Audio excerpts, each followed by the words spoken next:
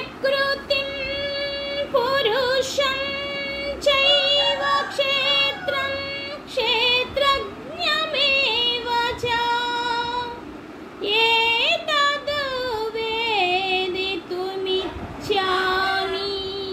జ్ఞానం జ్ఞేయం చ కేశవ ఇదం శరీరం కౌంతేయ క్షేత్రమిత్యభిధీయతే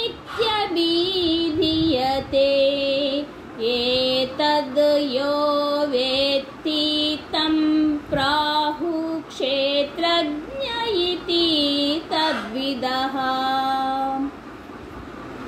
ప్రకృతి మరియు పురుషుని గూర్చియు క్షేత్రము మరియు క్షేత్రము నెరిగిన వాని గూర్చియు జ్ఞానము మరియు జ్ఞాన లక్షణము గూర్చియు నేను తెలియగోరుచున్నాను.